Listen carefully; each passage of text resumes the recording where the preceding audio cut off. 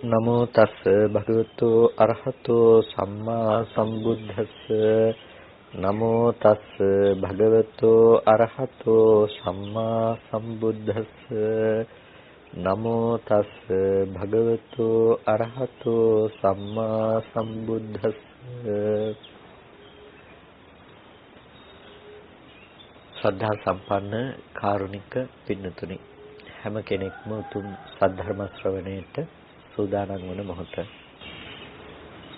ලෝතර සම්මා සම්බුදුරජාණන් වහන්සේ දේශනා කළ ඒ උතුම් සද්ධර්ම සාගරයෙන් සල්පයක් නමුත් හැමදෙනාම මේ මොහොතේදී ශ්‍රවණය කරගන්නට සූදානම් වන්නේ බුදුරජාණන් වහන්සේ දේශනා කළ ඒ උතුම් ධර්මය මෙලොව යහපත පිණිසත් උතුම් නිර්වාණය ලබා ගැනීම සඳහා හේතු වන විශිෂ්ටම දර්ශනයක්. සියලු ආකාරයෙන් සත්‍යය සියලු දුක කෙලවර කරනවා නම් ඒ සියලු දුක කෙලවර කරන්නට පුළුවන්කම තියෙන්නේ භාග්‍යතුන් වහන්සේ දේශනා කළ මේ උතුම් සද්ධර්මය අවබෝධ කිරීමෙන් පමණයි. ඒ සද්ධර්මයේ පිළිබඳව අපි සාකච්ඡා කරනකොට විවිධ මාතෘකා ඔස්සේ ඒ ධර්ම කාරණා පිළිබඳව තේරුම් ගන්නට උත්සාහවත් වෙනවා. ඒ විවිධ මාතෘකා ඔස්සේ මේ ධර්ම කාරණාවන් පිළිබඳව අපි තේරුම් ගන්නට උත්සාහවත් වනකොට අපි ඒකට උපයෝගී කරගන්නවා බුදුරජාණන් වහන්සේ විසින් ශ්‍රී මුඛයෙන් දේශනා කොට වදාළ ඒ උතුම් දහම් පදත් එදා මහා ශ්‍රාවකයන් වහන්සේලා විසින් විවරණය කරන්නට යෙදුණු ඒ ශ්‍රාවක භාෂිත ගණයෙහිලා සැලකෙන නමුත් අපි බුද්ධ වචනයේම ලෙස සලකන ඒ උතුම් ධර්ම කාරණාත්. ඉතින් අපි සාකච්ඡා කරන්නේ ඒ ශ්‍රාවක භාෂිත ලෙස සැලකෙන නොයසේනම් බුදුරජාණන් වහන්සේ දේශනා කළ ඒ ණය ක්‍රමය අත්නොහැර මහා ශ්‍රාවකයන් වහන්සේ නමක් දේශනා කළ ඒ උතුම් ධර්ම කාරණාවන්.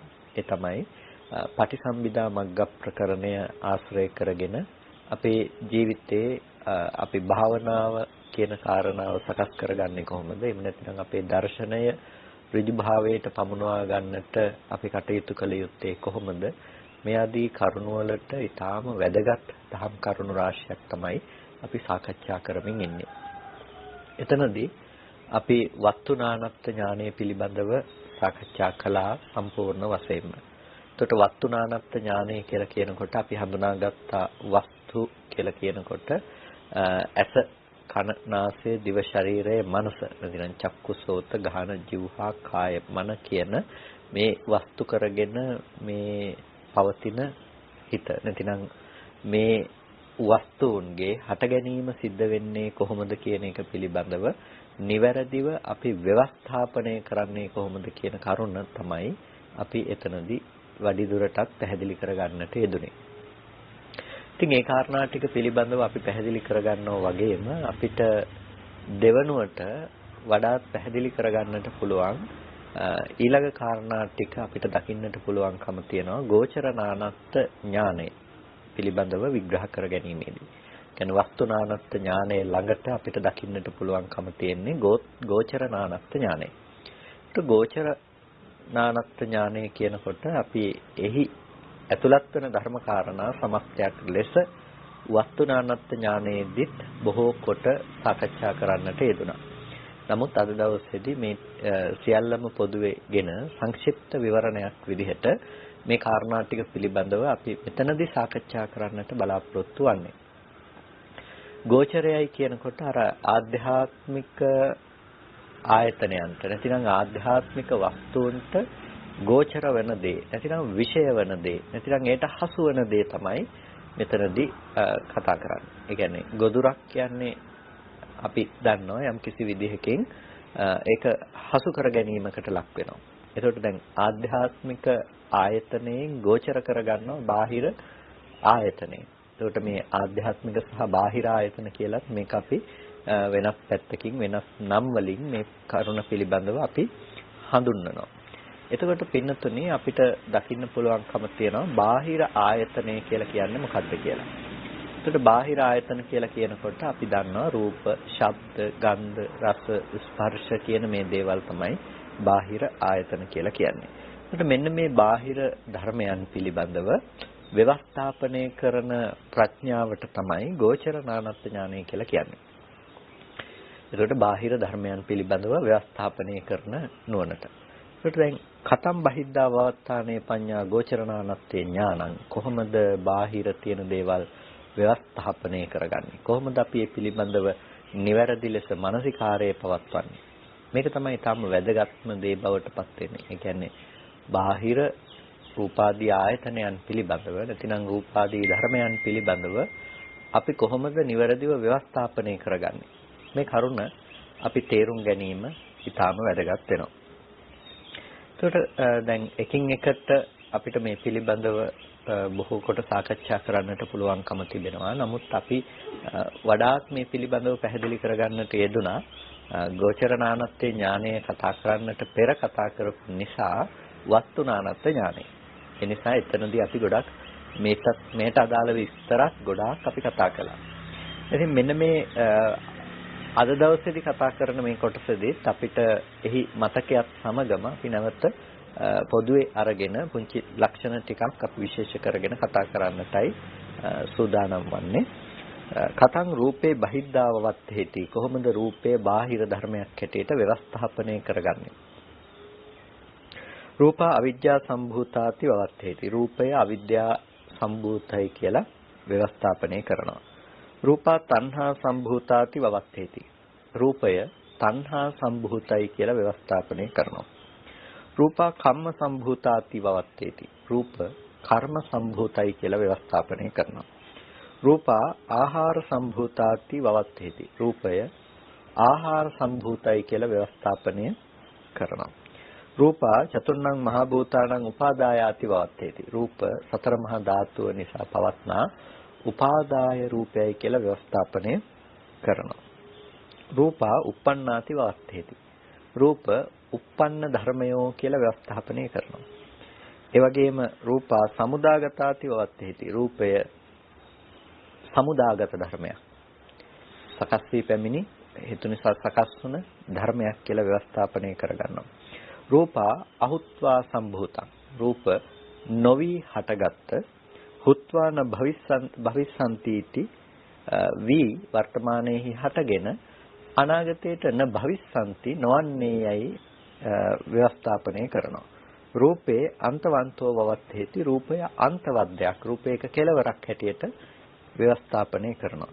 රූපා අද්වා අසස්සතා විපරිණාම ධම්මා රූපය අද්වයි අශාස්වතයි විපරිණාම ධර්මයි කියලා රූපේ පිළිබඳව ව්‍යවස්ථාපනය කරනවා.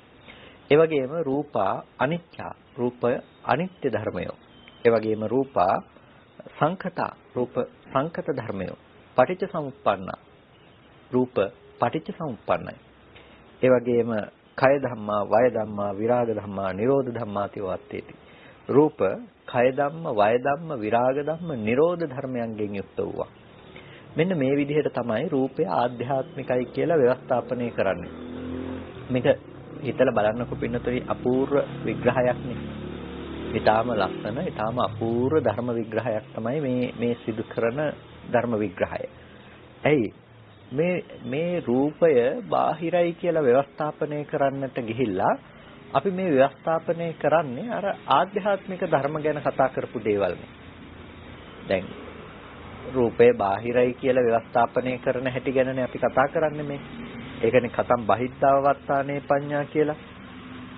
කොහොමද බාහිර ධර්ම හැටියට ව්‍යවස්ථාපනය කරන්නේ කියලා නේ මේක විග්‍රහ කරන්නට මේ නිර්දේශ සපයන්නට පටන් ගත්තේ. එතකොට දැන් ආධ්‍යාත්මිකයි කියලා ව්‍යවස්ථාපනය කර ගැනීම සඳහා තබපු නිර්දේශ පාඨයන්ම ඇස ආධ්‍යාත්මිකයි කියන්නට හේතු වූ පදනම් වූ කරුණුම රූපය බාහිරයි කියන්නට පදනම් කරගන්නවා. දැන් එතකොට මේ මොකද්ද මෙතන තියෙන හේතුව? මෙතනදී මොකද්ද මේ සඳහා තියෙන ප්‍රධානම හේතුව? එකම කරුණු ටික පදනම් කරගෙන එකක් ආධ්‍යාත්මිකයි කියන එකක් බාහිරයි කියලා කියනවා. අන්න ඒක අපි තේරුම් ගන්නට අවශ්‍යයි. එතකොට දැන් මේ එකම අවිද්‍යාව, තණ්හාව, කර්මය, ආහාර, ඒ වගේම ඒ අනිකුත් සියලුම ලක්ෂණයන් අපි රූපේ ව්‍යවස්ථාපනය කිරීම සඳහා භාවිත කරන්න පින්නතුනි වෙන හේතුවක් නිසා නෙමෙයි. මේ ඇස සහ රූපය අතර සිදුවන එකකින් තොර වෙනස්ව පවතින පැවැත්මක් පනවන්නට බැරිකම. ඒ කියන්නේ දැන් ඇහැ නැතුව රූපය පනවන්නට පුළුවන් කමකුත් නැහැ. රූපය නැතිව ඇසේ පැනවීමක් කරන්නට පුළුවන් කමකුත් නැහැ. එතකොට ඇස තිබුණොත් තමයි රූපයෙහි පැනවීම කරන්නේ. රූපය තිබුණොත් තමයි ඇසේ පැනවීම කරන්නේ. එතකොට මේ දෙක අන්‍යෝන්‍ය වශයෙන් සිදු කරන පැනවීමක්. එකකට එකක් විශේෂ කරලා කරන්නට පුළුවන් කමක් නැත්තේ නෑ. එකකට එකක් තනියම පවතින්නට එකක් විතරක් තියෙන්නට පුළුවන් කමක් නැත්තේ නෑ. රූප පේන්නේ නැතුව ඇහැ තියෙන්න පුළුවන් කමකුත් නෑ. ඇස් පේන්නේ නැතුව රූප තියෙන්න පුළුවන් කමකුත් නෑ. එතකොට මහා ශ්‍රාවකයන් වහන්සේලා විසින් තබපු ඒ දහම් ණය ක්‍රමයේ පිළිබඳව අපි විමසා බලමු. නැත්නම් සරියුත් තෙරුන් වහන්සේ විසින් විග්‍රහ කරන්නට යෙදුණු ඒ උතුම් කරුණ පිළිබඳව අපි මෙතනදී විමසා බලනකොට අපිට දකින්නට පුළුවන්කම තියෙනවා. ඊටමත් අපූර්ව දර්ශනයක්. ඒ තමයි දැන් මේ ආයතන ලෝකය ගොඩනැගෙන්නේ උත්පන්නව මිසක අනුත්පන්නව නොවන බව. එකකින් එකක් තොරව දකින්නට පුළුවන් කමක් නැති බව. මේ ආදී ලක්ෂණ තමයි අපිට මේ ධර්මයන් පිළිබඳව ව්‍යවස්ථාපනය කිරීම තුළ තේරුම් ගන්නට පුළුවන්කම තියෙන්නේ. එතකොට දැන් රූපං අවිජ්ජා සම්භූතාති වවත්තේති කියනකොට රූප අවිද්‍යා සම්භූතයි කියලා කියනකොට ඒ සෑම තැනකම කියන්න පින්නතුනේ මේ භෞතික පවතින රූප කලාප නැතිනම් මේ රූප ධර්මයෝ අවිද්‍යාව නිසා හටගත්ත කියන එක නෙමෙයි. ඒක අවිද්‍යාව නිසා හට ගන්න පුළුවන් කමක් නැහැනේ. දැන් හිතන්නකෝ ගහක් කොළක් කොහොමද අවිද්‍යාව නිසා හටගන්නේ කියලා. ඒ කියන්නේ වස්තු විදිහට අපි දැන් ප්‍රඥප්ති විදිහට කතා කරන්න වෙනවා. ඒකට දැන් එළියේ තියෙන ඔය ගහක ගලක ඔය වගේ තියෙන තැනක ඒ සතර මහා ධාතුවක් තියෙනවා නම් ඒ සතර මහා ධාතුව එතන යම් වර්ණයක් තියෙනවා නම් ඒ වර්ණය ඒක කොහොමද අවිද්‍යාව සම්භූත උනේ? ඉතින් එහෙම වුණාම අපි රූප අවිද්‍යා සම්භූතයි කියලා කතා කරන්නට පුළුවන්ද කියන එක කෙනෙකුට හිතෙන්නට පුළුවන්කම තියෙනවා. පින්නතුනේ රූප අවිද්‍යා සම්භූතං කියලා කියන්නේ අවිද්‍යාවෙන් සකස් වුණ අවිද්‍යාවෙන් හටගත්ත දේ කියලා කියන්නේ මේ බාහිර පවතින මේ විදිහේ රූප අපිට තියෙනවා කියලා අපි ඔය හිතන අපි දැනගන්න රූප ඒ සියල්ලටම පදනම උනේ අවිද්‍යාව කියන එකෙන් නෙමෙයි. යම්කිසි විදිහකින් ඒ රූපය අද දවසේදී ගෝචර කරගන්නට හේතු වුණා මේ ඇසේ සකස් වීම. ඒ නිසා අපි ආධ්‍යාත්මික වස්තු පිළිබඳව කතා කරනකොට එතන අවිද්‍යාවේ තියෙන උපයුක්ත භාවය සාකච්ඡා කළා. ඒ කියන්නේ දැන් අවිද්‍යාව නිසා තමයි විඥාණය නාම රූපයකට බැසගන්නේ. කන්ති නාම රූපං කියලා කියන්නේ නාම රූපයකට මේක බැස ගන්නවා කියලා. එතකොට මේ විඥාණය මෞකුසකට පැමිණෙන්නේ අවිද්‍යාව නිසා. අවිද්‍යාව නැත්තම් ඒ විදිහට විඥාණය මෞකුසකට බැස ගැනීමක් සිද්ධ වෙන්නේ නැහැ. එතකොට ඒක අවිද්‍යාවට විතරක් කරන්න පුළුවන්ද? අවිද්‍යාවට විතරක් ඒ දේ කරන්නට පුළුවන් කමක් නැහැ. අවිද්‍යාවෙන් රැස් කරන ලද කර්මයක් තියෙන්නට අවශ්‍යයි. නැතිනම් මූලක් කෙලෙස් විදිහට අවිද්‍යාවට උපකාර කරන්නේ තණ්හාව කියන එක. එතකොට මේ තණ්හාව තිබුණොත් විතරයි කෙනෙකුට උපදින්නට පුළුවන්කම තියෙන්නේ. හැබැයි දැන් අවිද්‍යාව තියෙනවා, තණ්හාව තියෙනවා. මේ තණ්හාවයි අවිද්‍යාවයි මේ දෙකම පවතින්නට තියෙන තවත් දෙයක් තියෙනවා. ඒ තමයි කර්මය කියලා කියන්නේ. එතකොට ඒ කර්ම නිමිත්තක් ඇසුරු කරගෙනනේ අපි ප්‍රතිසන්දි වශයෙන් යන්නේ. ඒකට අන්නේ හේතුව නිසා ඒ ප්‍රතිසන්දි පැත්තෙන් උපදවන්නට හේතු තුනක් කතා කරනවා. අවිද්‍යාව, තණ්හාව, කර්මය කියන මේ හේතු ටික. එතකොට අවිද්‍යාව, තණ්හා, කර්ම. අවිද්‍යාව, තණ්හා, කර්ම කියන ටික නිසා තමයි කෙනෙක් මෞකුසකට ප්‍රතිසන්දි වශයෙන් දැසගන්නේ. එතකොට මේ මෞකුසකට ප්‍රතිසන්දි වශයෙන් දැසගන්න නිසා ඒ සෑම තැනකම ඒ විඥානයේ නාම රූපේටත් නාම රූපේ විඥාණයටත් කියන එකිනෙකට ප්‍රත්‍යතාවය සිද්ධ වෙනවා. විඥානය නිසා නාම රූප සකස් වෙනවා. නැවතත් නාම රූපේ නිසාම විඥානය සකස් වෙනවා. මෙන්න මේ අන්‍යෝන්‍ය ප්‍රත්‍යතාවය සිද්ධ වෙනවා. එකිනෙකාට ප්‍රත්‍යවීම සිද්ධ වෙනවා. මේ මෞකසකට විඥානය බැසගත්තායින් පසුව. එතකොට සිතට අනුව මේ ධර්මයන් සකස් වෙනවා. ඒ වගේ මේ ධර්මයන්ට අනුව නැවත සිත පෝෂණය වෙනවා.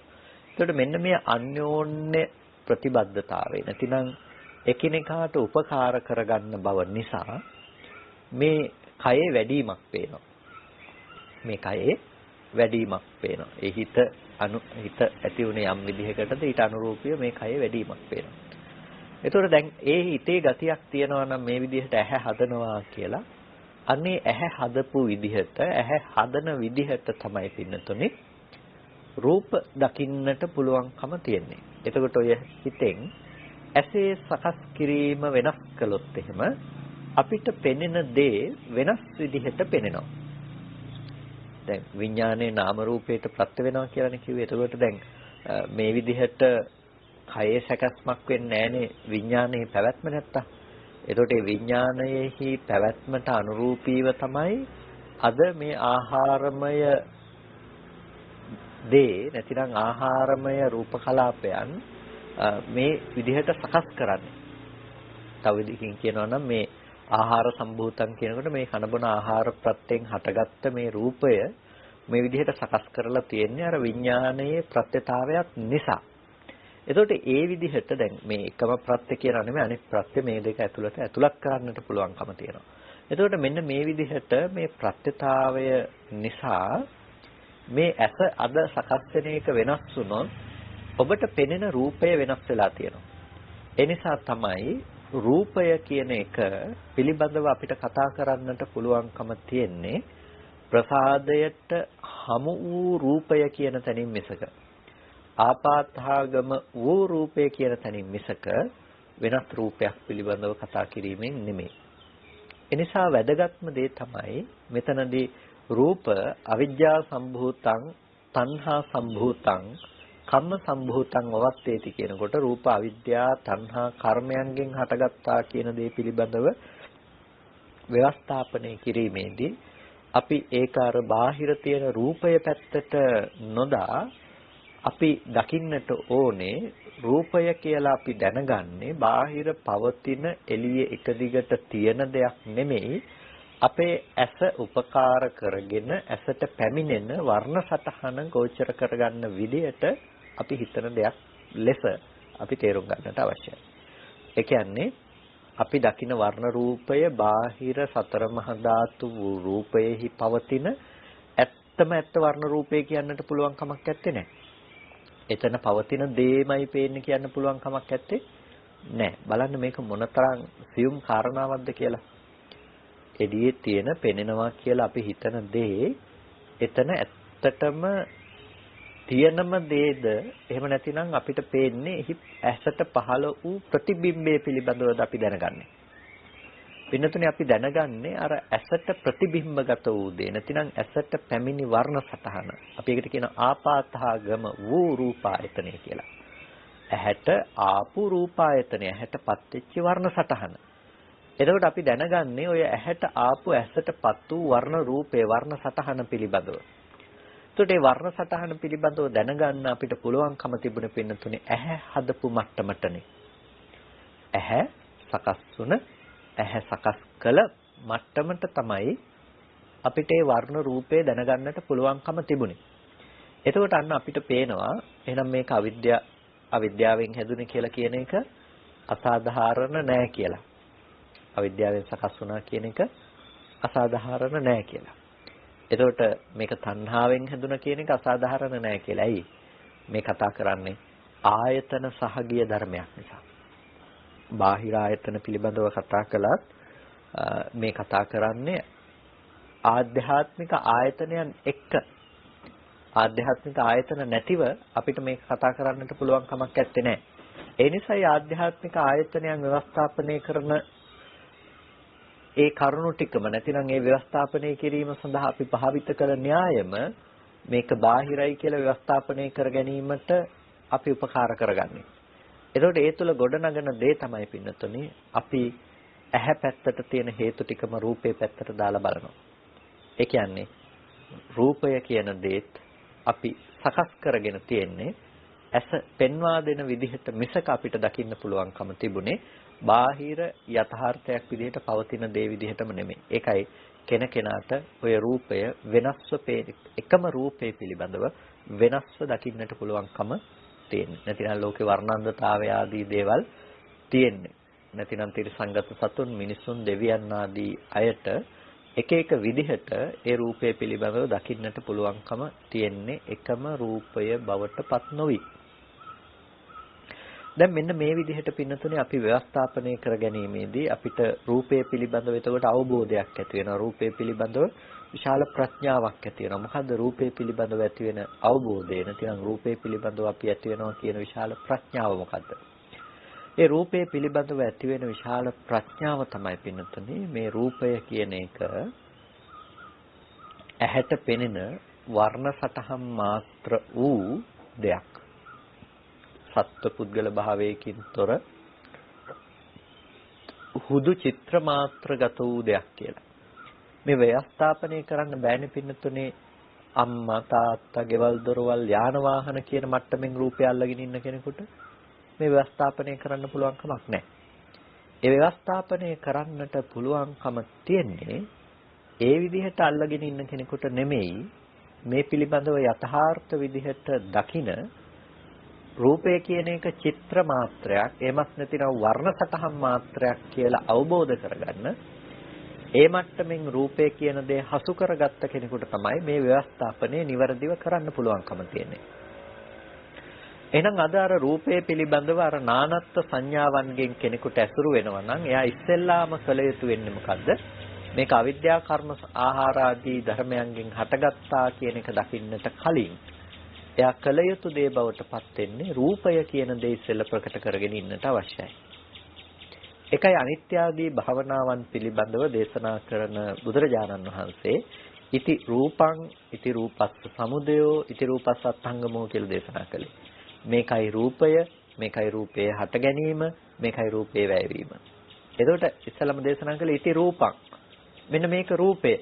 එතකොට රූපය කියන්නේ අම්මවත් තාත්තවත්, ගෙවල් දොරවල් යාන වාහනවත් තියෙන ගස් කොළන් මිනිස්සුවත් නෙමෙයි. රූපය කියලා කියන්නේ මොකක්ද? ඇසට පෙනෙන වර්ණ සටහන් මාත්‍රයක්. සතර මහා ධාතුන් නිසා පවත්නා හුදු වර්ණ සටහන් මාත්‍රයක් රූපය කියලා කියන්නේ. අන්න ඒ රූපය අපිට ගෝචර කරගන්න පුළුවන්කම ලැබුණේ කොහොමද? ප්‍රසාදයට ආපාතාගම වූ කල්හි. ප්‍රසාදයට වර්ණ රූපේ පැමිණෙනු කල්හි කියන නුවණ අපිට එතනදී ඇති කරගන්නට පුළුවන්කම තියෙනවා. ඒකට අන්න ඒ විදිහට තමයි මේක ආධ්‍යාත්මික ධර්මයක් හැටියට ඇස පිළිබඳව ව්‍යවස්ථාපනය කරපු අපි රූපේ පිළිබඳව මේ බාහිර ව්‍යවස්ථාපනය සිද්ධ කරන්නේ. එතකොට අවිද්‍යාවෙන්, කර්මයෙන්, තණ්හාවෙන් මේක හැදුනා කියලා කියන්නේ එළියේ තියෙන රූපෙට හිතක් තිබිලා එතන අවිද්‍යාව තියෙන්න අවශ්‍ය නිසා නෙමෙයි. එළියේ තියෙන රූපේ මොකක්වත් තණ්හා කරපු නිසා නෙමෙයි. එළියේ තිබෙන රූපය කර්ම රැස් කරගත්ත නිසාත් නෙමෙයි. එහෙනම් ඇයි එහෙම කිව්වේ? ඒ රූපය ඒ විදිහට ගෝචර කරගන්නට ඇස සකස් වුනේ අවිද්‍යාව නිසා, ඇස සකස් වුනේ තණ්හාව නිසා, ඇස සකස් වුනේ කර්මය නිසා. අන්න ඒ නිසා තමයි ඒ හේතු ටික දැක්කුවේ. ඒ වගේම ආහාරජ රූපයත් උපකාර කරගෙන මේ ඇහැ සකස් වෙන්නේ. ඉතින් ආහාරජ රූපය නැතිනම් ඒ ආහාරයෙන් උපන් දේ සියුම් වෙනකොට මේ ප්‍රසාද රූපාදියත් සියුම් වෙනවනේ. ඒ කියන්නේ දෙවියන්ගේ ප්‍රසාද රූපාදිය සියුම් වෙලා තියෙන්නේ. ඒ අයට ඒ අයගේ මට්ටමේ රූපනේ පෙනෙන්නේ. එතකොට එහෙම වෙන්නේ වුන් ගන්න ආහාරයේ ඉඳලා මේ වෙනස් බව අපිට දකින්න පුළුවන් කමක් තිබෙන නිසා. එතකොට කබලින්කාර ආහාරය කියනකොට ඒ අයට මේ ඕජාව අටවෙනි කොට ඇති ආහාරය මේ රොඩ්ඩත් එක්ක මේ ඇඟ ඇතුළට දාගන්න අවශ්‍යතාවයක් නැහැ. එයාට පුළුවන් අර ඕජාමය ගතිය විතරක් අරගෙන යැපෙන්නට පුළුවන්කම තියෙනවා. ආහාරයේ ඕජාමය ගතියකින් විතරක් යැපෙන්න පුළුවන්කම තියෙනවා. ඒකක් කබලින්කාර ආහාර කියන ගණේටම තමයි යන්නේ. මොකද ඕජාව අටවෙනි කොට ඇති රූප කලාප සකස් කරන නිසා. එතකොට එතනත් ඒ බඳු ඌ මට්ටමේ ඇහැක් හදනවා නම් ඒ ප්‍රසාදේ ඊටම සියුම් ආහාරජ රූපය අනුව නැතිනම් ආහාරයේ පදනම් කරගෙන. එතකොට දැන් අපේ මෙතන ආහාරය කියන දේ ඊටම රළු මට්ටමක ඕලාරික මට්ටමක පවතින දෙයක්. එතකොට මේ මට්ටමේ දේවල් තමයි සකස් වෙන්නේ. එතකොට අපිට පේනවා රූප පෙරෙන්නේ අපිට මේ මට්ටමේ රූපමයි. ඇස ප්‍රසාදයේ සකස් වෙන මට්ටමට අනුව තමයි අපිට රූප දකින්නට පුළුවන්කම තියෙන්නේ. ඒක හරියට ලෙන්ස් එක වෙනස් වෙනකොට අපිට පේන දේවල් වෙනස් වෙනවා වගේ. එතකොට දැන් අන්වීක්ෂගත කැමරාවක අන්වීක්ෂගත දෙයකින් පේන දේත් සාමාන්‍ය හැසට අසු වෙන දේත් එකක් නෙමෙයිනේ. එතකොට දැන් කෝකද ඇත්තට මෙතන තියෙන යථාර්ථය කියලා අපි කල්පනා කළොත් එහෙම අපිට එහෙම කතා කරන්නට පුළුවන් කමක් නැහැ. ඇයි? ඒක අපි දැකලා තියෙන්නේ ඒ මට්ටම් වලට සාපේක්ෂව නිසා. අන්න ඒ වගේ තමයි මේ ආහාරය නිසා ප්‍රසාදය සකස් කරන්නේ යම් විදිහකටද අපිට රූපය පෙනෙන්නේත් ඒ විදිහටම තමයි. එහෙනම් රූපයට කියන්නට සුදුසුයි ආහාර සම්භූතං කියලා. ආහාරය නිසා සකස් වුණු දෙයක්. ආහාරය නිසා හැදුණු දෙයක් කියලා රූපයට කියන්නට සුදුසුයි. ඒ නිසායි රූප ආහාර සම්භූතාති වවත්තේති කියලා කිව්වේ. රූප ආහාර සම්භූතයි කියලා ව්‍යවස්ථාපනය කරනවා. ඒ වගේම රූපා චතුර්ණං මහා භූතානං උපාදායාති වාත්තේති. රූප සතර මහා ධාතුන්ගේ උපාදාය දෙයක් හැටියට ව්‍යවස්ථාපනය කරනවා. සතර මහා ධාතුව ඇහැට පේන්නේ නැහැනේ. අපිට පඨවි ධාතුව කොයි වෙලාවකවත් ඇහැට දකින්නට පුළුවන් කමක් නැහැ. ආපෝ ධාතුව, තේජෝ ධාතුව, වායෝ ධාතුව මේ එකක්වත් අපිට ඇහැට දකින්න පුළුවන් කමක් නැහැ. දකින්න පුළුවන් එකම රූපය මොකද්ද? සනිදස්සන වෙන්නේ රූපායතනෙ විතරයි. රූපායතනෙ විතරයි. ඒ කියන්නේ වර්ණ රූපේ විතරයි අපිට දකින්න පුළුවන් එකම දේ බවට පත් වෙන්නේ. එතකොට මේ වර්ණ රූපේ තියෙන්නේ කොහෙද? අර මහා භූත ටික නැතුව වර්ණ රූපයක් විතරක් කියලා එකක් වෙනම තැනක තියනවාද? දැන් මහා භූත රූප ටික නැතුව වර්ණ රූපය කියලා එකක් වෙනම පවතින්නේ නැහැ කොතනකවත්. එහෙනම් ඒ තැනක පවතින්නේ වර්ණ රූපය විතරක් නම් ඒක ලෝකේ කවදාවත් අපිට ගෝචර කරගන්න හෝ එහෙම දෙයක පැවැත්මක් ගැන කතා කරන්න නම් වෙන්නෙම නැහැ.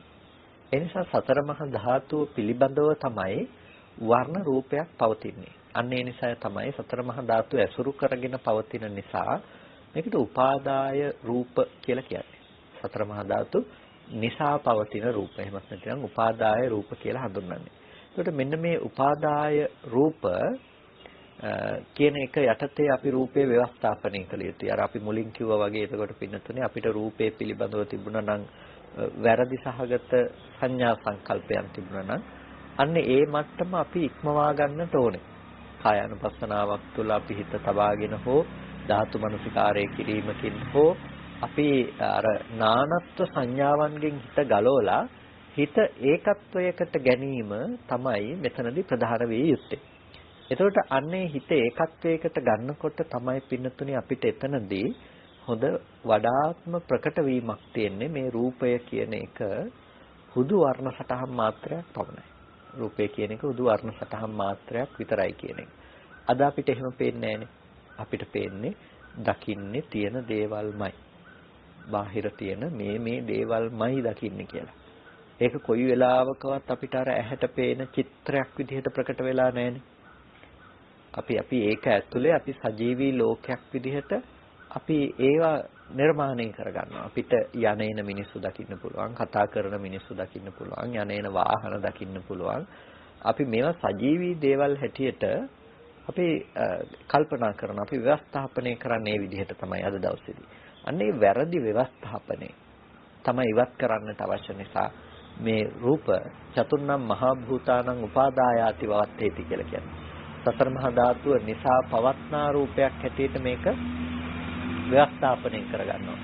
එතකොට සතර මහා ධාතුව නිසා පවතින දෙයක් හැටියට මේ රූපේ පිළිබඳව කෙනෙක් හොඳ නුවණින් සම්මර්ෂණයක් කළොත් පින්නතුනේ එයාට ප්‍රකට වෙලා පේනවා මෙතන වර්ණ සටහන් මාත්‍රයක් පමණයි හටගෙන ඉතුරු නැතුව නැති උනේ. එතකොට එයාට යම් නිමිති සමුදායක් තිබ්බනම් ලෝකයේ තුල මේ අම්මා තාත්තා ගෙවල් දොරවල් යාන වාහන මේ දේවල් කියලා නිමිති සමුදායක් එළියේ තියනවා කියලා හිතාගෙන හිටියනම් එයාට පේනවා හටගෙන නිරුද්ධ වෙන වර්ණ රූපය ඇතුලේ ඒවා තියෙන්නට පුළුවන් කමක් නැත්තේ නැහැ. එහෙනම් ඊට කලින් මොහොතකට කලින් පෙනුණු රූපය දැන් දකින්න පුළුවන් කමකුත් නැහැ. දැන් දකින්න දේ ඉස්සරහට නැවත දකින්න පුළුවන් කමකුත් නැහැ.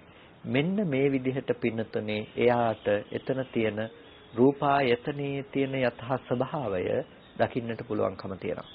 ඒ රූපායතනයේ තියෙන යථා ස්වභාවය ඒ විදිහට තේරුම් ගන්නකොට, ඒ විදිහට දකිනකොට තමයි එයාට රූපය විභූත වෙන්නේ. ඒ කියන්නේ අද එයාට මේ නිමිති ඉතුරු වෙන රූප යම්තාක් තියෙනවා නම් බාහිර, ඒ නිමිති ඉතුරු වෙන රූප එයාට විභූත වෙනවා. එයාට දුරු වෙනවා.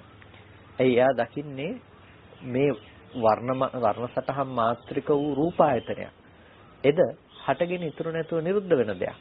ඒ විදිහට දකිනකොට පින්නතුනේ රූපේ පිළිබඳව වැරදි සහගත මනසිකාර තිබුණා නම්, සංකල්පනා තිබුණා නම්, ඒ කිසිම දෙයකට ඉඩක් නැතුව එයාගේ ජීවිතේ ඒ දේවල් විභූත වෙනවා කියලා කියනවා. ඒ කියන්නේ නිරෝධයටපත් වෙනවා. රූපේ ඉක්ම වූ එක්කොට කියන්නට ඔහුට සුදුසුකම ලැබෙනවා. එනිසා තමයි රූපය කියන එක ව්‍යවස්ථාපනය කර ගැනීමේදී තාම වැදගත් වෙන්නේ මේ ව්‍යවස්ථාපනයේ චතුර්ණං මහා භූතානං උපාදායාති වවත්තේති කියන එක. එතකොට අර ඔබට අර නිමිති වලින් මිදිල්, නිමිති වලින් ඉක්මලා ගිහිල්ලා ඒ නිමිති සහගත මානසිකාරයන් සම්පූර්ණම යටපත් කරලා දාලා ඔබට පුළුවන්කම තියෙන්නට ඕනේ ඒ රූපේ පිළිබඳව සතර මහා ධාතුවේ උපාදාය මාත්‍රික වූ ධර්මයක් හැටියට, සතර මහා ධාතුව ඇසුරු කරගෙන පවත්වන දෙයක් හැටියට නුවණින් දකින්නට පුළුවන්කම තියෙන්නට ඕනේ. එහෙම දැක්කොත් විතරයි ඔබට එතනින් රූපේ මිදීමක් තියෙන්නේ. ඒ වගේම රූපා uppannāti vavattēti. රූප කියන එක uppන්න ධර්මයක්. අනුප්පන්න වූ දෙයක් නෙමෙයි. රූප කියන්නේ uppන්න ධර්මයක්. රූපා uppannāti vavattēti කියලා කියන්නේ ඒකයි. ඇස උපන් කල්හි රූපය ආපාතාගම වූ කල්හි විතරයි මේක දකින්න පුළුවන්කම තියෙන්නේ. එහෙම නැතුව ඇස නූපන් කල්හි රූප දකින්න පුළුවන් කමක් නැහැ. මේ වෙලාවේ අපිට නොපෙනෙන තැනක මොනවා තිබුණත් ඒක මේ වෙලාවේ අපිට පෙනෙන්නේ නැහැ. ඒ පෙනෙන්නේ නැත්තේ අපිට තියනවා කියලා හිතන්න පුළුවන්. කලින් දැක්ක නිමිත්තක් ගැන හිතාගෙන ඔබට පුළුවන් දැන් රුවන්වැලි සෑය තියනවා කියලා හිතන්න. හැබැයි මේ මොහොතේ තියෙන රුවන්වැලි සෑය නෙමෙයිනේ ඔබ දැන් අරමුණු කරන්න තියනවා කියලා. අර දැකපු ඇති බවට ඔබ නිමිති ඉතුරු කරගත්ත රූප සටහන තමයි ඔබ දැන් මානසිකාරය කරන්නේ. ඒ රූප නිමිත්ත මෙනෙහි කරමින් ඔබ කියනවා ඒ රුවන්වැලි සෑය දැන් තියනවා කියලා. හොඳයි, තියෙන රුවන්වැලි සෑය දැන් බලන්න යනකොට මොකද්ද පේන්නේ? අලුතෙන්ම වර්ණ සටහනක් ඇහැට පේනවා. අලුතෙන්ම වර්ණ සටහනක් පේනකොට ඔබ සංසන්දනය කරන්නේ කොහෙන්ද? ඔබ කල්පනා කරනවා අර බලන්න ආපු රුවන්වැලි සෑය මේ තියෙන්නේ. දැන් ලෝකයේ තුල හරි තරකයක් මේක මේ තියෙන්නේ. එතකොට ඒ නිසා තමයි සමහර වෙලාවට මේ නෑ කියලා දෙහනම් මේ කියන්නේ. මේ තියෙන්නේ හොඳ අස්පනා අපිට මේ අපිට පේන්නේ. මේ අතින් අල්ලන්න පුළුවන්කම තියෙන්නේ කියලා සමහරු තර්ක කරනවා. ඇයි එහෙම තර්ක කරන්නේ? මෙන්න මේ කියන කාරණාව පිළිබඳව තියෙන අනවබෝධය නිසා. මේ කියන කාරණාව පිළිබඳව තේරුම් ගන්නට ඇති නොහැකියාව නිසා.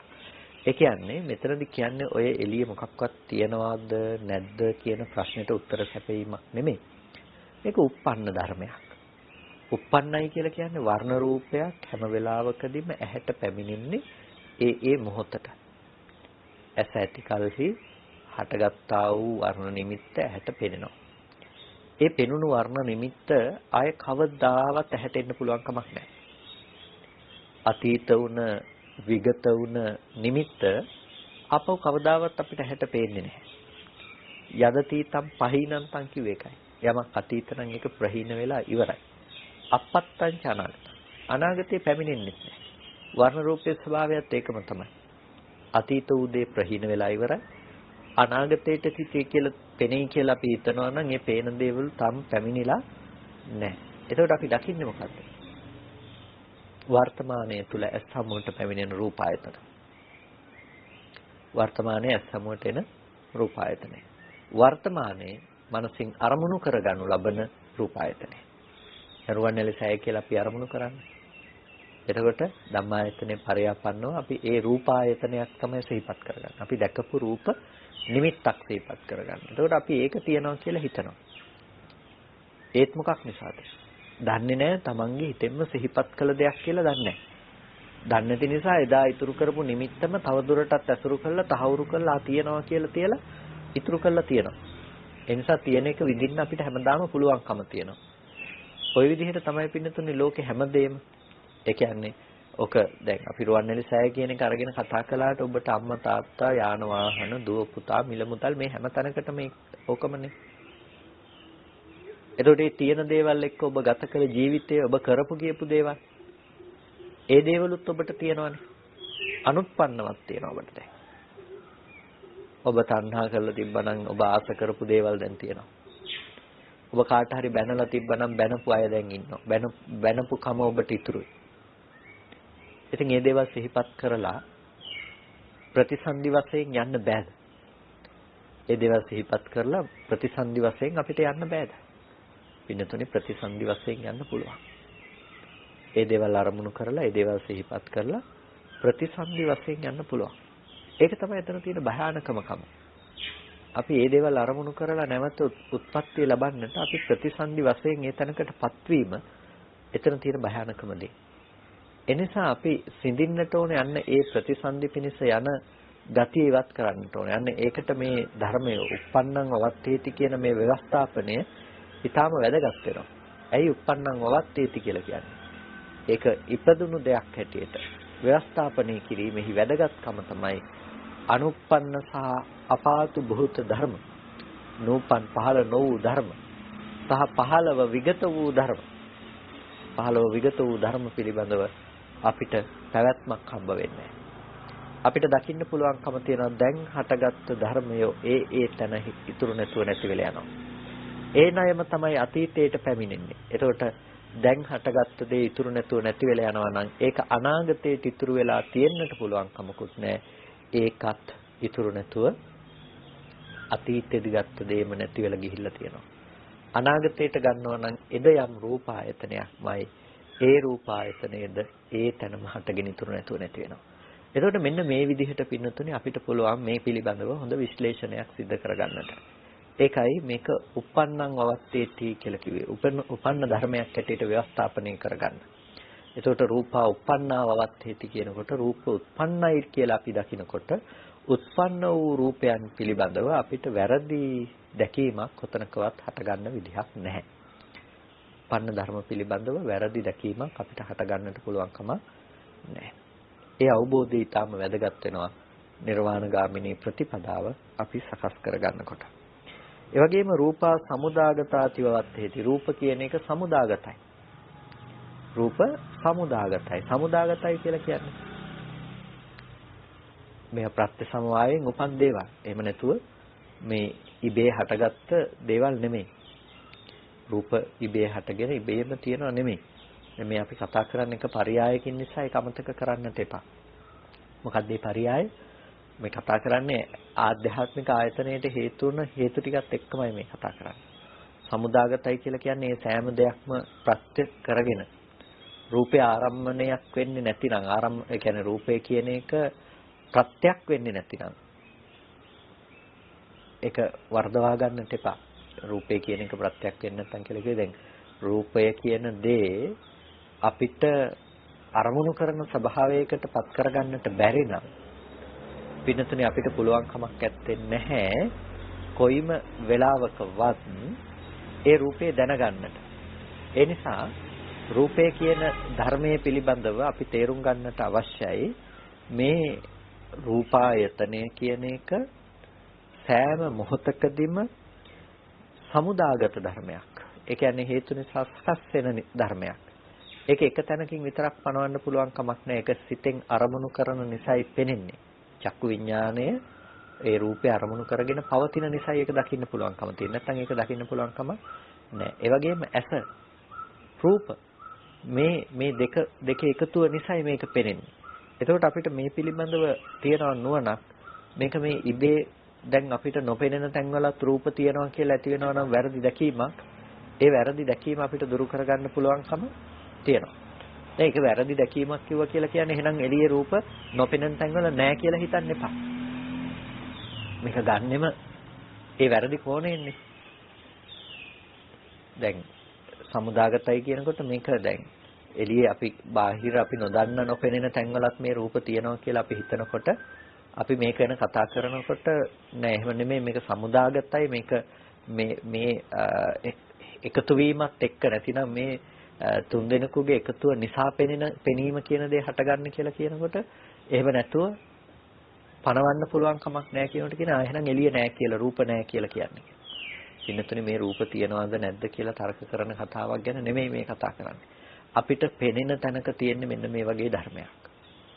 පෙනෙන තැනක තියෙන මේ වගේ ධර්මයක්. එතකොට අපිට පෙනෙන්නේ නැති තැනක් ගැන අපිට පරිකල්පන ගොඩන ගන්න පුළුවන්. හැබැයි ඒක හිතෙන් අරමුණු කරන ලද වෙනත් අරමුණක් විතරයි. ඒක එළිය දකින රූප ආයතනෙ නෙමෙයි.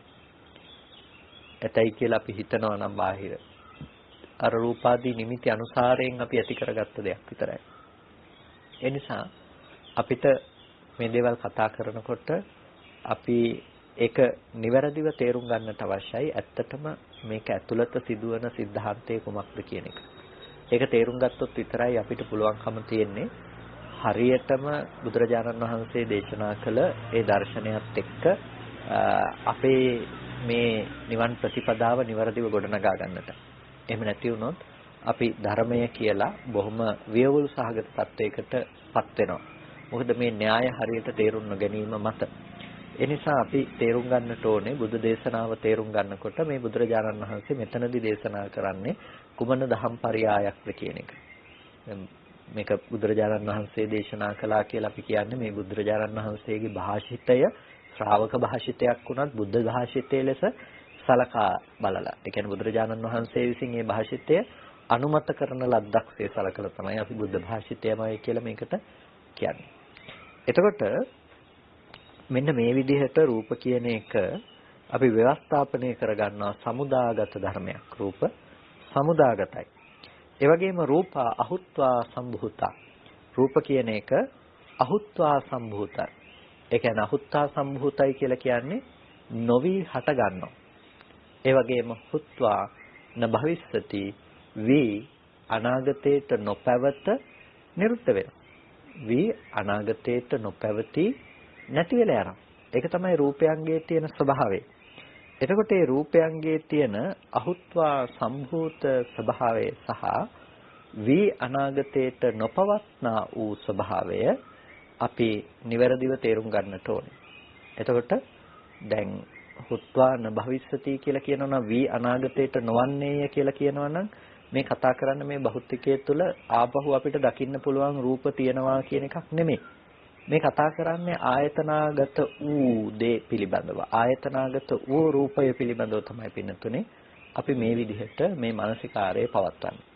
ඒ නිසා අපි හරියට මෙතනදී විශ්ලේෂණය කරගන්නට අවශ්‍යයි අහුත්වා සම්භූතා මේ නොවි හටගත්තා වී නොවනවා කියන කාරණාව පිළිබඳව. ඒ කියන්නේ වී මත්තට නොවනවා. නොවි හටගත්තා. ඒ කියන්නේ අතීතයේ ඉඳලා මෙතෙන්ට ආපු රූප ආපහු ඇත්තේ නෑ. ඒ කියන්නේ මේට මොහොතකට කලින් දැකපු එක ඔබට ආයෙ දකින්න බෑ කියන එක. ඒ වගේම මේ දකින්න දේ ඔබට අනාගතයට නැවත දකින්න පුළුවන් කමකුත් නෑ. අනාගතයට නැවත දකින්න පුළුවන් කමකුත් නෑ. ඒක අපි හරියට තේරුම් ගන්නට ඕනේනේ. දැන් මේ කියන කාරණාව සමහර වෙලාවට කෙනෙක් ප්‍රශ්න කරනවා ඇයි මෙහෙම කියන්නේ කියලා. මේ පෙර තිබ්බේ නෑ නොවි නිරුද්ධ වෙනවා කියලා කියන එක මේ කියන්නේ එළියේ නෑ කියලාද මේ මොකක් ගැනද මේ කතා කරන්න කියන එක ගැන බොහෝ දෙනෙක් සමහර වෙලාවට ප්‍රශ්න කරනවා සහ ඒ පිළිබඳව වැරදි විදිහට කල්පනා කරනවා වැරදි තැන්වල නතර වෙනවා. පින්නතුනේ මේ කියන්නේ මේ නොවි හටගත්ත කියලා කියන්නේ මේ ඇහැට ආපු දැන් මේ රූපායතනය ගැනනේ කතා කරන්නේ. මේ ඇහැට ආපු වර්ණ රූපය කියන එක කලින් තිබිලා ආපු එකක් නෙමෙයිනේ.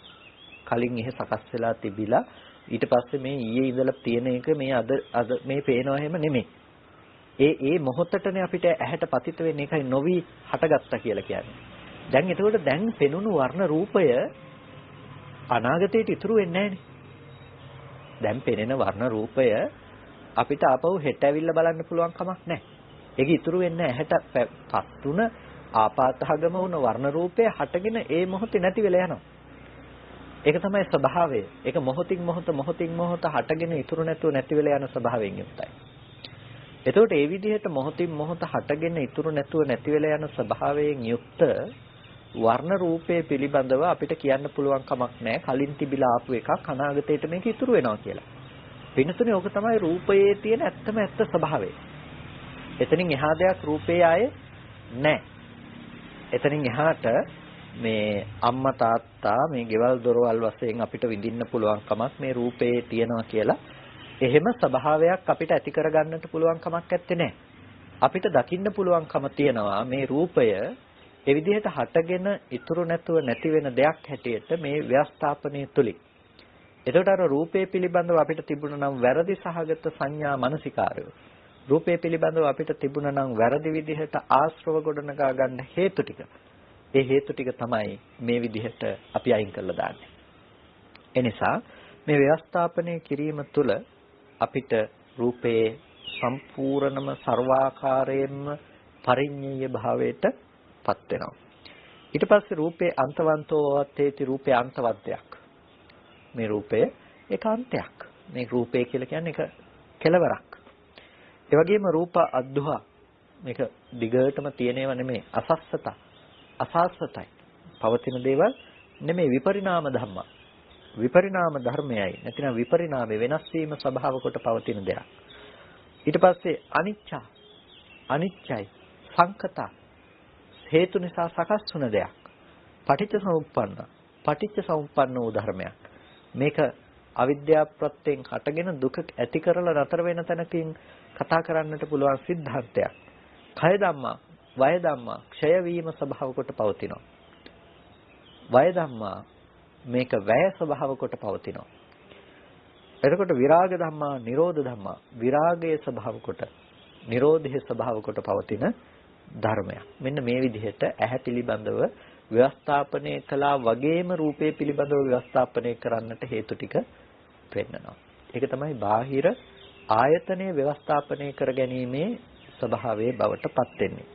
එතකොට රූපේ අනිච්චතෝ වවත්තේති රූපය අනිත්‍ය හැටියට ව්‍යවස්ථාපනය කරනවා නොනිච්චතෝ නිට්ටය වශයෙන් නොවේ. රූපය අනිත්‍ය වශයෙන් ව්‍යවස්ථාපනය කරනවා නිට්ටය වශයෙන් ව්‍යවස්ථාපනය නොකොට. දුක්ඛතෝ වවත්තේති නෝ සුඛතෝ රූපේ දුක් වශයෙන් ව්‍යවස්ථාපනය කරනවා සැප වශයෙන් ව්‍යවස්ථාපනය කරන්නේ නැතිව. අනත්තතෝ වවත්තේති නෝ අත්තතෝ අනාත්ම වශයෙන් ව්‍යවස්ථාපනය කරනවා ආත්ම වශයෙන් ව්‍යවස්ථාපනය නොකොට. එතකොට නිබ්බින්දති නෝ නන්දති නිබ්බිදාවටපත් වෙනවා. එතන නන්දියටපත් වෙන්නේ නැහැ. විරජ්‍යති නෝ රජ්‍යති විරජ්‍යයටපත් වෙනවා විරාගයටපත් වෙනවා. එතන ඇලීමටපත් වන්නේ නැහැ. නොඇලීමටපත් වෙනවා. නිරෝධේති නිරෝධය සාක්ෂාත් කරනවා. නෝ සමුදේති නැවත එතන නිමිති අනුනිමිති වශයෙන් එතන හදා ගන්නට පුළුවන් නිමිති ඉතුරු කිරීමකින් තොරව. ඒ වගේම පටිනිස්සජ්ජති නෝ ආදීයති ගන්නෙ නෑ. තබනවා නැතිනම් දුරු කරනවා.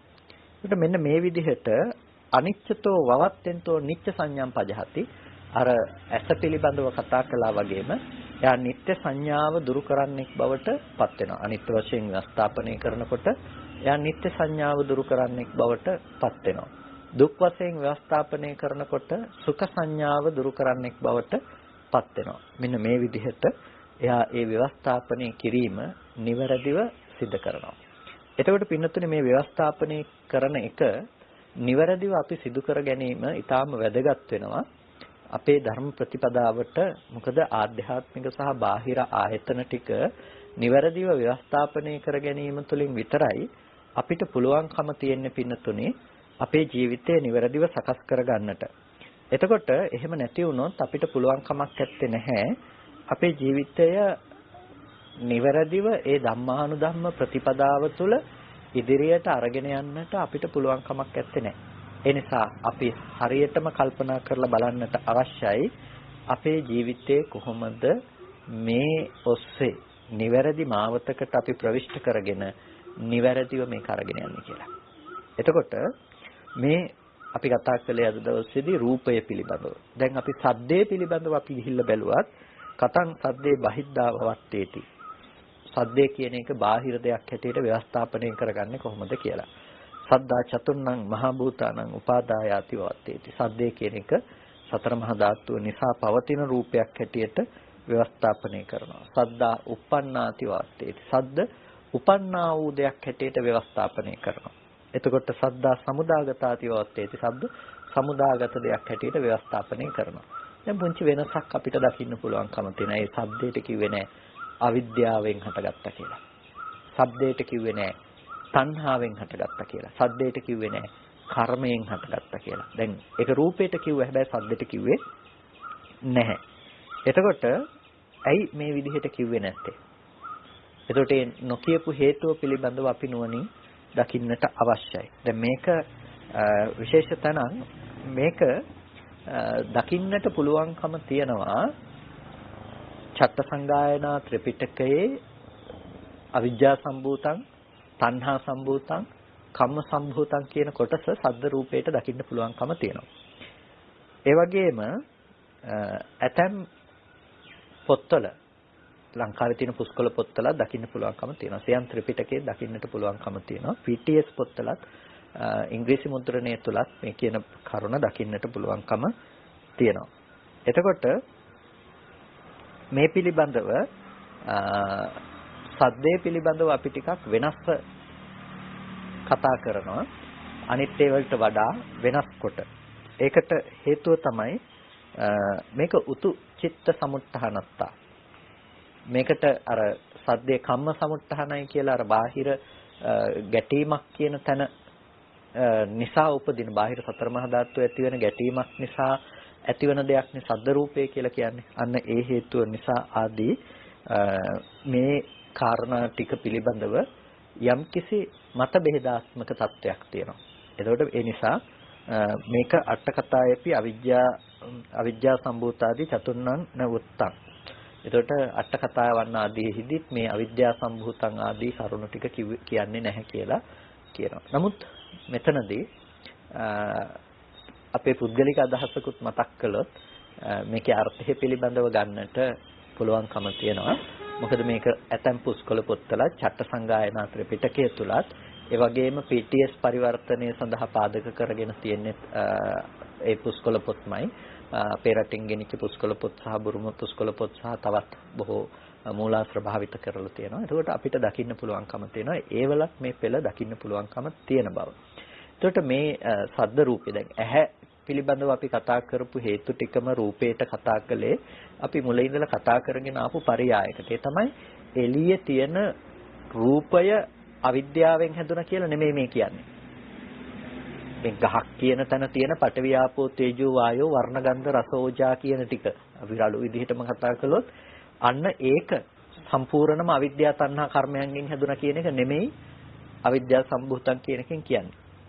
ඒ ගෝචර කරගන්න පුළුවන් විදිහට ප්‍රසාදයේ සකස් වීම පැත්තේ. පිනතුනේ මේ පරියායම අපි සෝත ප්‍රසාදයට දානකොට සෝත ප්‍රසාදයේ අවිද්‍යා සම්භූතං තණ්හා සම්භූතං කම්ම සම්භූතං නම් ඒ සම්භූත වූ විදිහටමනේ ශබ්ද රූපය කනට පතිත වෙන්නේ. සෝතේ සකස් වන විදිහටනේ අපිට ඇහෙන්නේ. ඒකනේ අපිට ඇහෙන්නේ නැති ශබ්ද තව අයට අහන්න පුළුවන්කම තියෙන්නේ. දැන් දෙවියෝ කතා කරනවා අපිට ඇහෙන්නේ නැහනේ. එතකොට එතන සෝත ප්‍රසාදේ වෙනස්. එතකොට එතන කර්මය අනුව එයා ලබාගත්තේ රූපේ වෙනස් වෙලා. එතකොට එහෙනම් ඒ ශබ්දේ දැනගන්න එකටත් අවිද්‍යා තණ්හා කර්ම ටික බලපාලා තියෙනවානේ. බලපාලා තියෙන ශබ්දය ඇති කරන්න නෙමෙයි ප්‍රසාදය සකස් කරගන්න. අපි රූපය ගැන කතා කළේ ඒ පරියායෙන්ම නම් අර අනික් පොත්වල ඒ පරියාය දක්වලා තියෙන එක සාධාරණයි කියා පෙනෙනවා. ඒ කියන්නේ අනිත් පුස්කොළ පොත්වල සහ ත්‍රිපිටකයේහි ඒ කරුණ ඇතුළත් තිබීම සාධාරණයි කියන එක දකින්නට පුළුවන්කම තියෙනවා. ඉතින් මම හිතනවා ඒ කාරණාව වඩාත් පැහැදිලි ඇති කියලා. මේ විදිහට අපිට පුළුවන් ආයතන ධර්ම පිළිබඳව පින්නතුනි නිවැරදි මනා ව්‍යවස්ථාපනයක් කරන්නට.